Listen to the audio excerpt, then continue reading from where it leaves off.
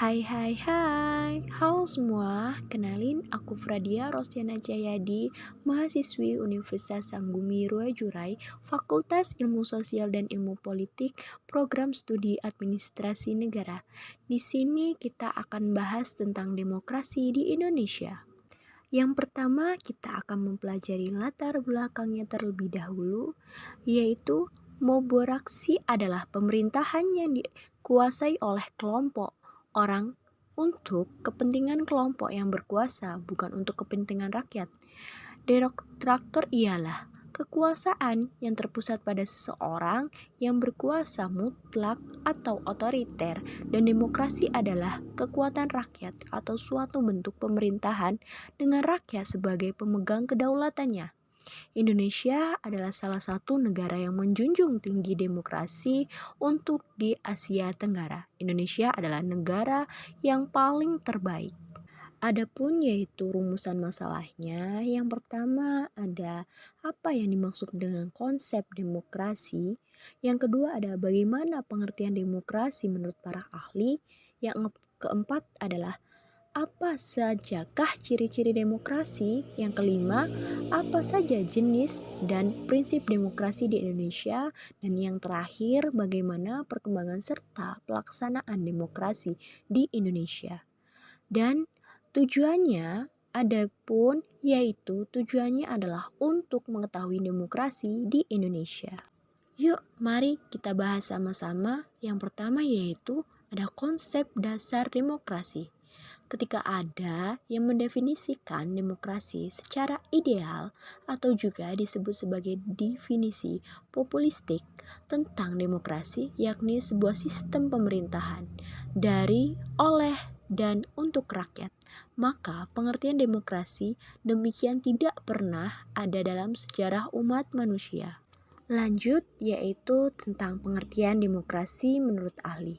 Demokrasi secara etimologis berasal dari bahasa Yunani, yaitu demokratia, yang dibagi dalam dua kata, yaitu demos yang berarti rakyat dan kratos atau eratien yang berarti pemerintahan, sehingga dapat diartikan sebagai pemerintahan rakyat atau pemerintahan yang rakyatnya memegang peran yang sangat menentukan.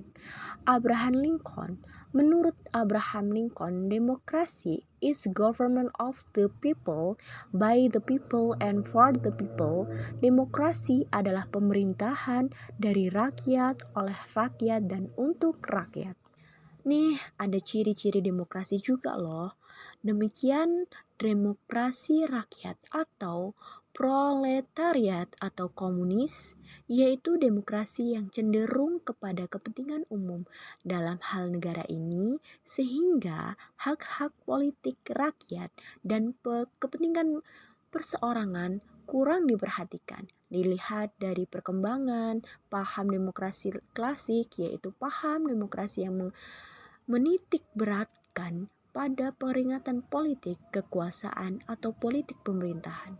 Negara demokrasi modern yaitu paham demokrasi yang tidak hanya mencangkup bidang politik saja, melainkan juga bidang ekonomi, sosial, budaya, mewujudkan kesejahteraan rakyat. Selanjutnya, adapun prinsip-prinsip demokrasi. Prinsip budaya demokrasi kebebasan adalah kekuasaan untuk membuat pilihan terhadap beragam pilihan atau melakukan sesuatu yang bermanfaat bagi kepentingan bersama atas kehendak sendiri tanpa tekanan dari pihak manapun. Seorang yang berperilaku beradab berarti memberikan penghormatan terhadap pihak lain yang mencerminkan melalui tindakan, bahasa tubuh, dan cara bicara. Tingkat kebebasan atau kemerdekaan tentu yang diakui dan dipakai oleh para warga negara. Adapun prinsip demokrasi yang berdasarkan pada konsep di atas, rule of law, antara lain sebagai berikut. Tidak adanya kekuasaan yang sewenang-wenang. Ciri-ciri pemerintahan demokrasi. Setiap bentuk pemerintahan pastilah memiliki ciri-ciri tentu saja. Berikut ini merupakan ciri-ciri pemerintahan demokrasi. Yang pertama, adanya keterlibatan warga negara atau rakyat dalam pengambilan keputusan, baik politik, langsung maupun tidak langsung atau perwakilan.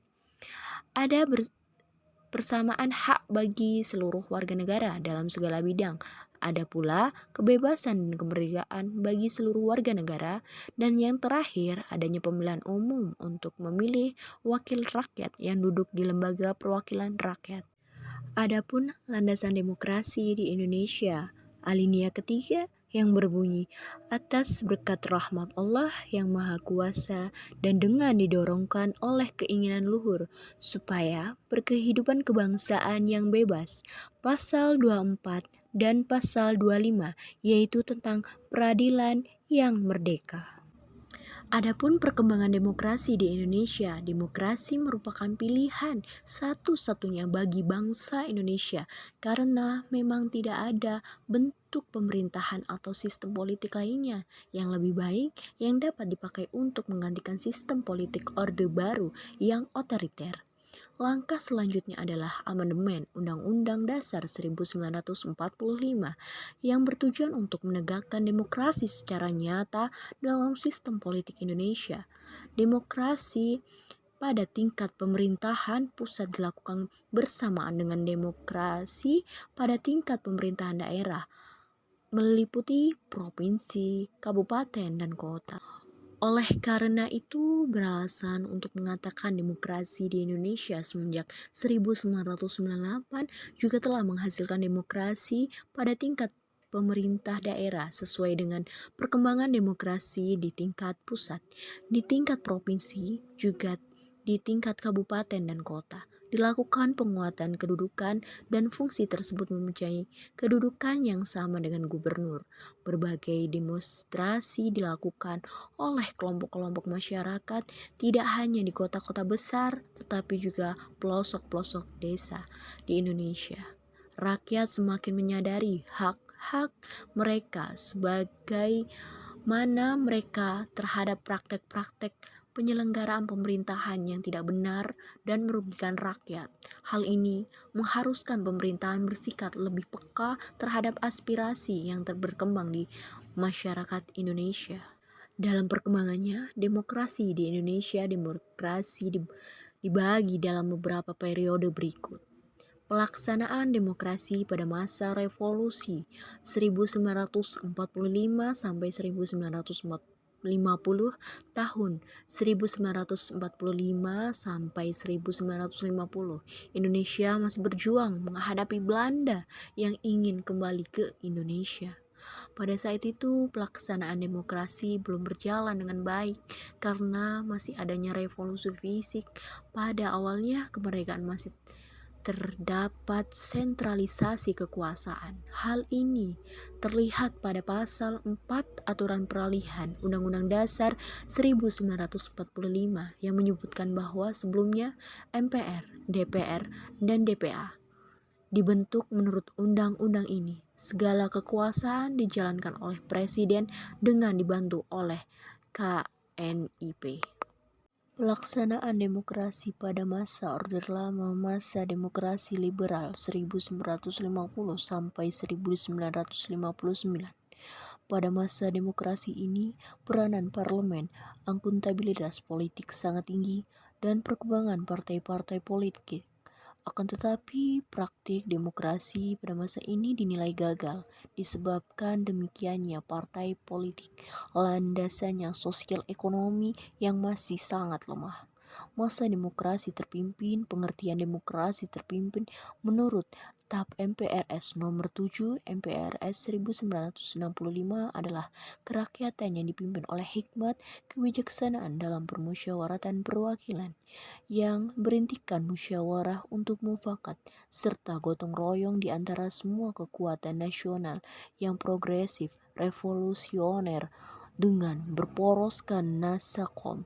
Ciri-cirinya adalah tingginya dominasi presiden, terbatasnya peran partai politik berkembang, sangat berpengaruh. Contohnya seperti PKI.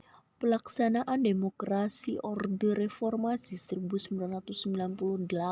Sekarang demokrasi pada masa reformasi pada dasarnya merupakan demokrasi yang perbaikan peraturan yang tinggi, demokrasi dengan meningkatkan peran lembaga tinggi dan tertinggi dengan menegaskan fungsi, wewenang, dan tanggung jawab yang mengacu pada prinsip pemisahan kekuasaan dan tatanan hubungan yang jelas antara lembaga-lembaga eksekutif, legislatif, dan yudikatif.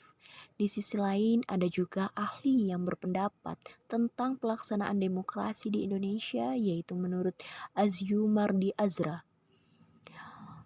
Perkembangan demokrasi di Indonesia dari segi waktu dapat dibagi dalam 4 periode, yaitu periode 1945 sampai 1959, demokrasi parlementer.